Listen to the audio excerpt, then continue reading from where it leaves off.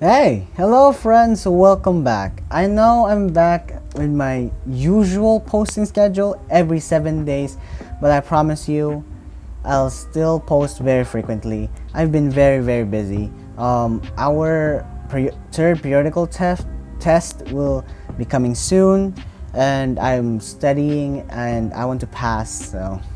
So before we start, big shout out to Mark Jason, Christopher, what was that again? Patrick, Jude Terence, James Largo, JP, and yeah. Wait, did I just say the other guy's full name? Anyway, they told me to shout them all out. Big shout out to them. So yeah, folks, we are back, and big shout out to Calvin channel. 400 subs, gang. You know what I'm saying. So I'll try to, actually, you know what, next time I should probably try messaging him to make a short video just to say hello to y'all guys, and yeah, just to say hello. So this video we're reacting to is part 1 of Oversimplified's series about Napoleon, and it's about the Napoleonic Wars. So the reason why this video took a while, it's because I'm scared of getting copyrighted. Copyright claim, copyright striked, because Oversimplified videos, no, it's a massive no.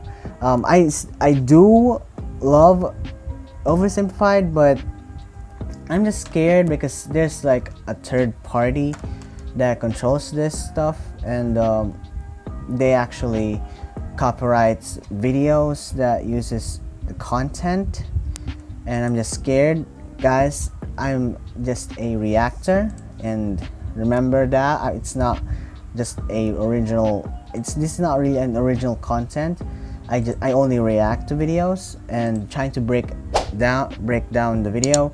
I'm a history learner. I love to learn about history, and I hope the people that subscribe to the channel loves to learn, because I'm a massive fan of history. So yeah, so here we go, guys. Let's go.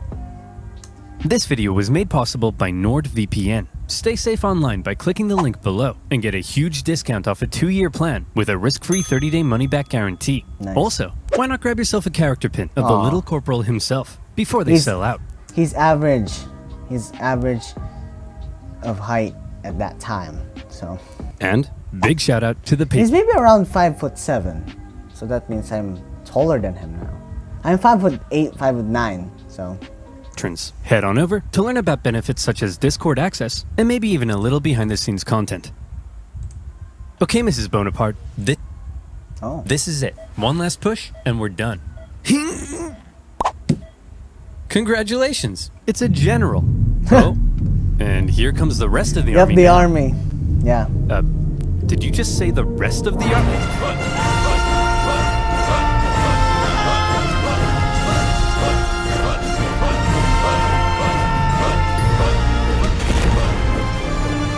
A massive cannon. Horse.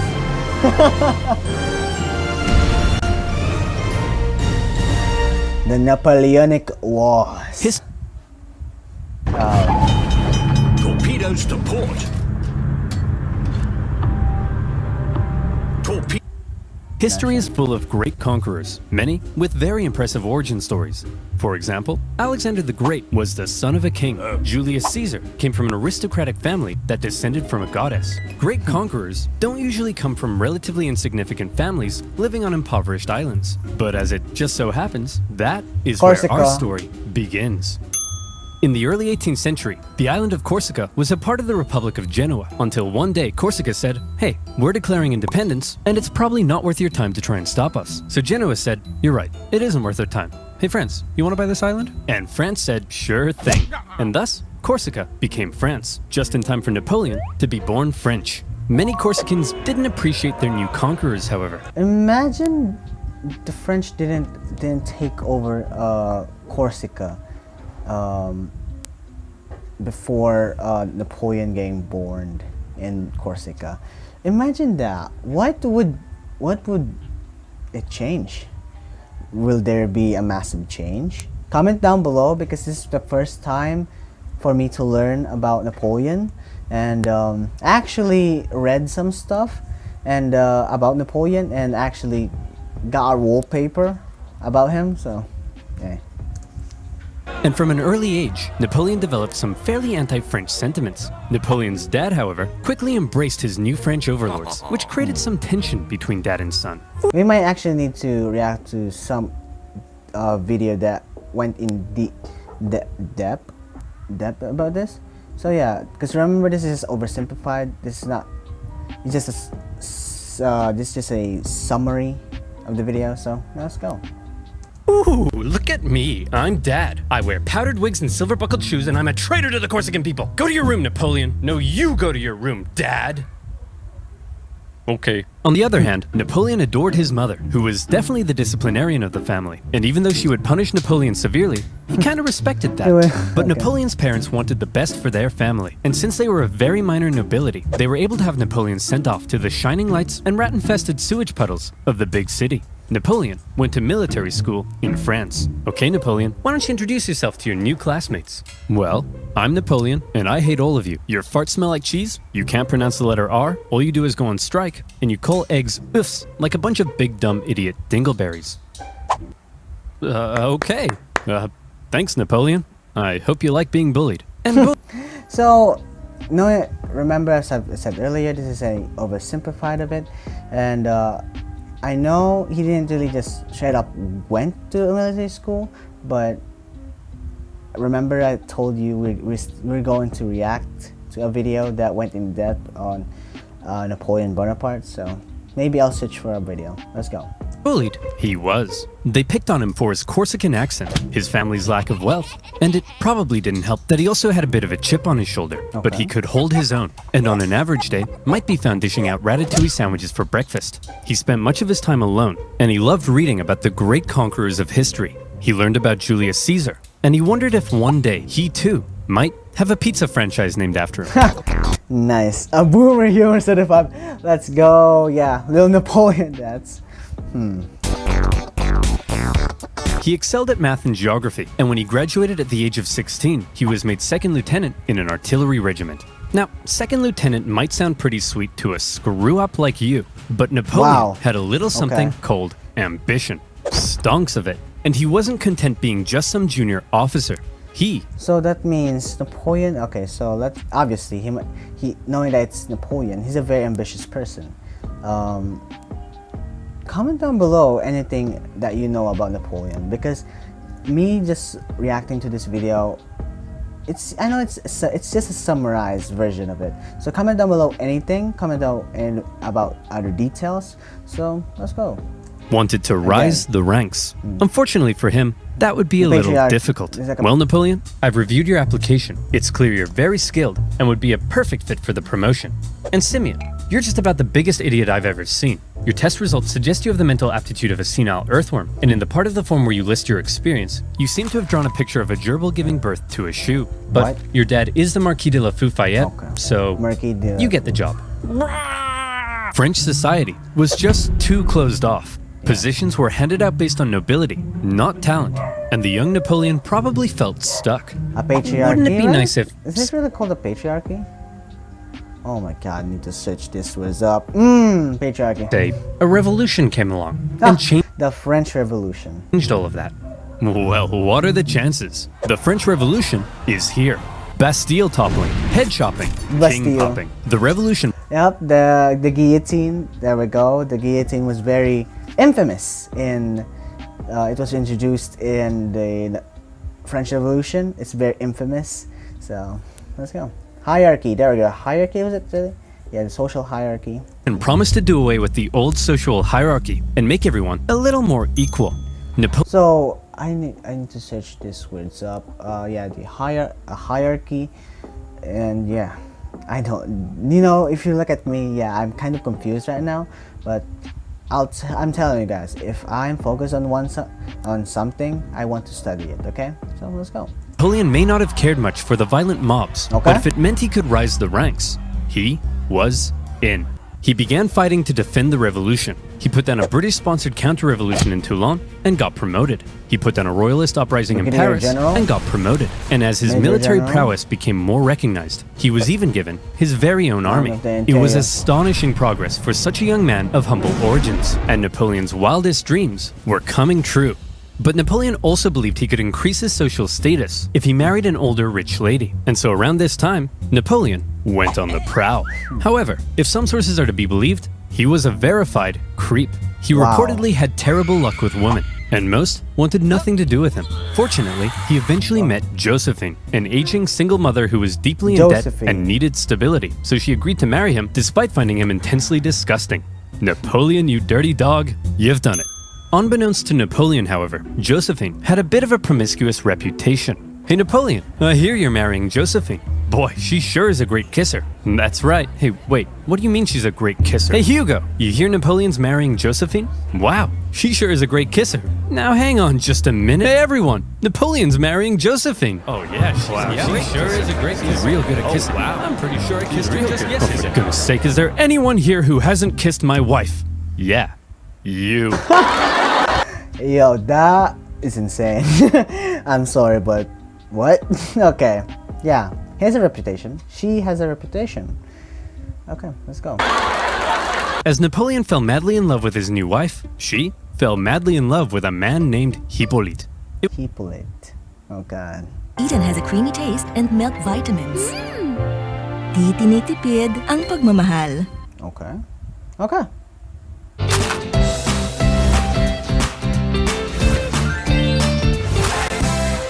Okay. It wouldn't be long, however, before Napoleon would leave home and go to war, because while France was having its revolution, tensions in Europe were rising. Hey Austria, you'll never guess what we just did. What's that, France? I got 2 words for you. Revolution. We totally just socked it to our monarchy. What?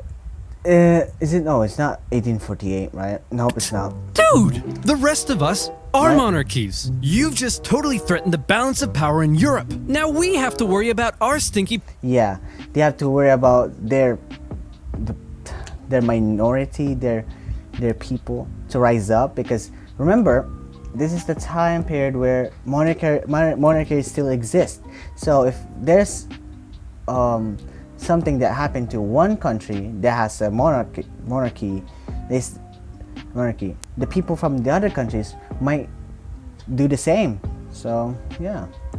peasants rising up against us. I mean, holy hell, your queen is... Okay, France, this is Here, pretty Queen's awkward. Austrian. And the rest of Europe is probably itching to give you a wedgie.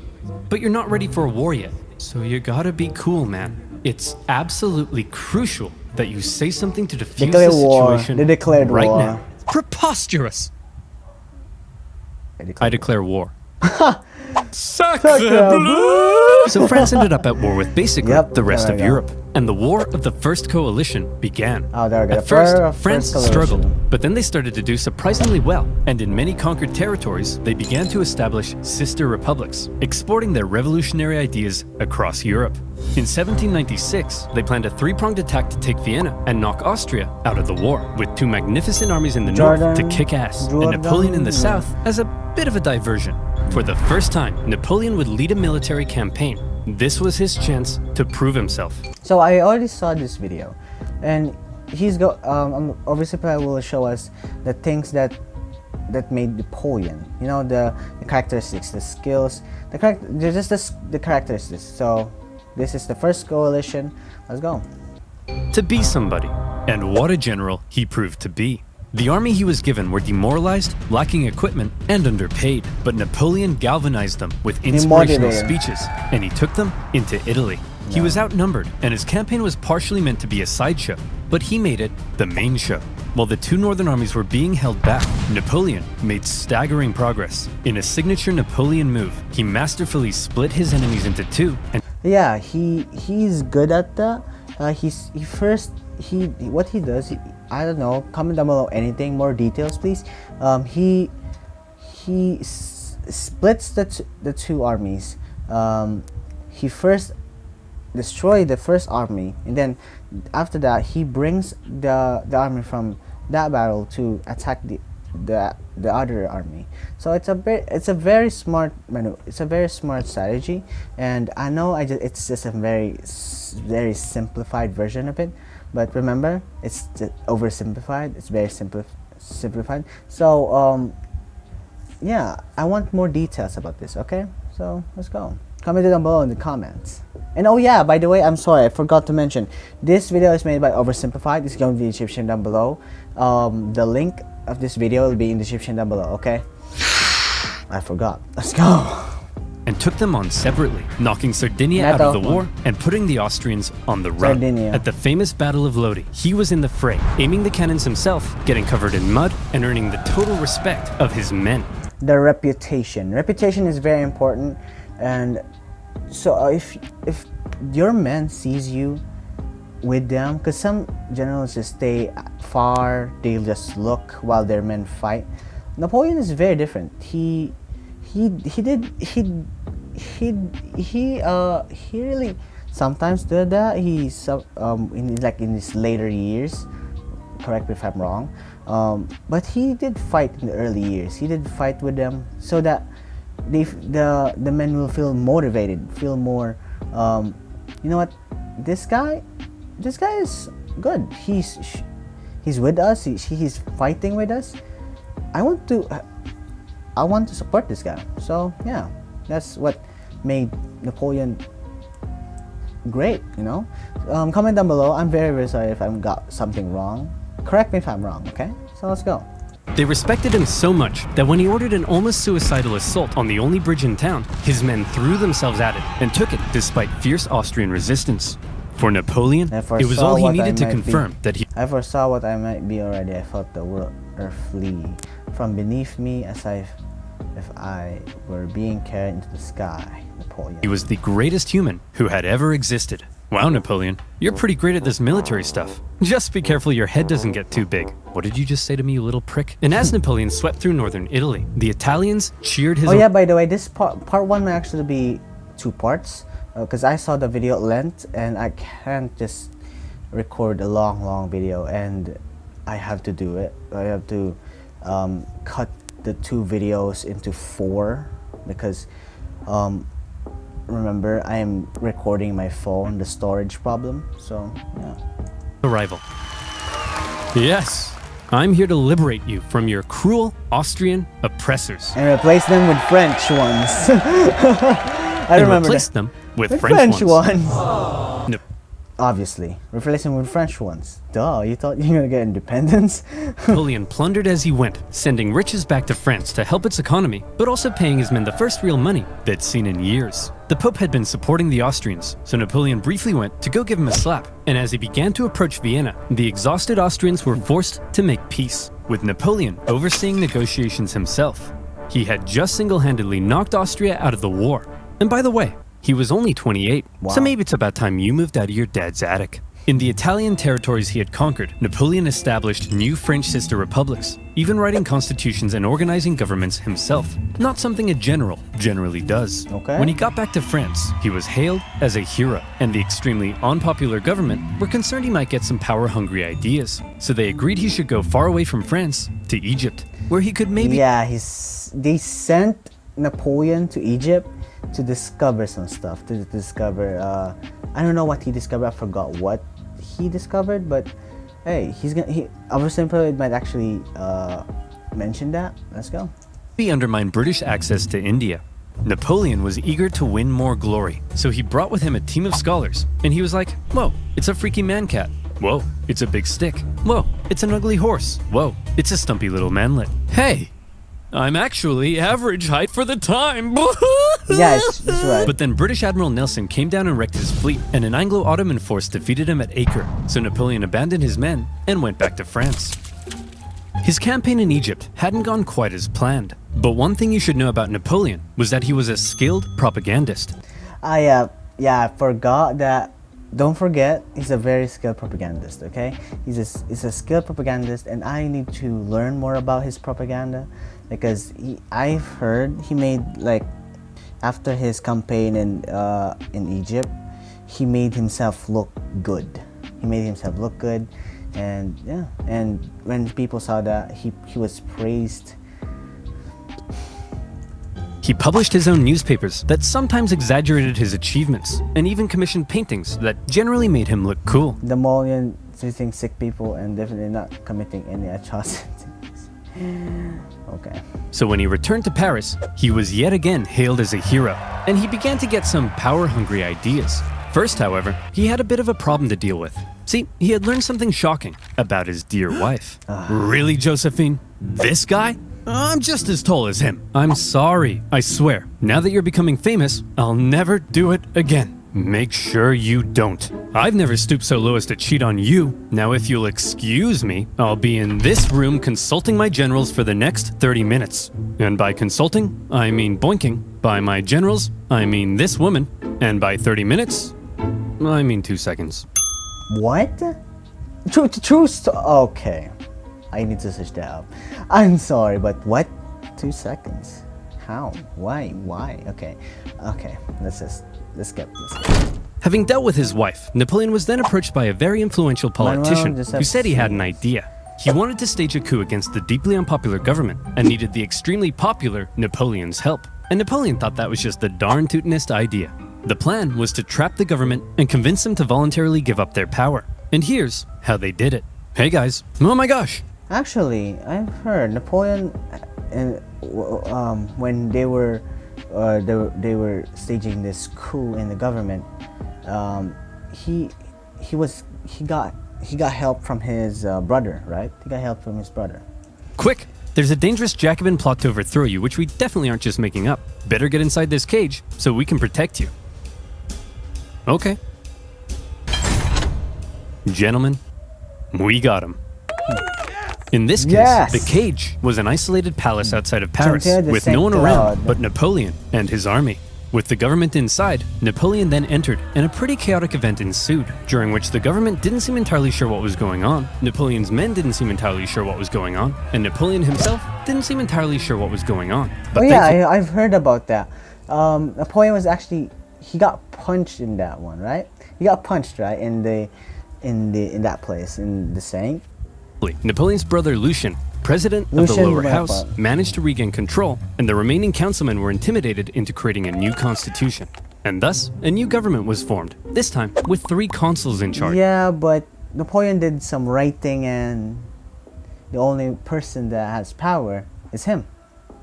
Am I right? After Napoleon did some rewriting, in the end, there was really only one man in charge, the first consul, him. And over the next few years, he worked to consolidate even more power and essentially became a dictator in total control of France. And by the way, he was only 30. So by the way, this is before he proclaimed himself as Emperor of France. It's about time you washed your disgusting bedsheets. France was now ruled by possibly the greatest military leader of the time. Possibly the greatest? Or definitely? Well, now is his chance to prove it. Okay. See, is he going to start, is he going to start governing? Napoleon was still in Egypt, being Indiana Jones. Back home, France was in France, being France. They had conquered even more territory, and they were like, hey Piedmont, you get revolutionary ideals. Hey Switzerland, you get revolutionary ideals. And Rome, you get revolutionary ideals. Everybody gets revolutionary oh hey guys, nice sledgehammers. And Naples, very cool nail gun. You guys here to get some revolutionary ideas?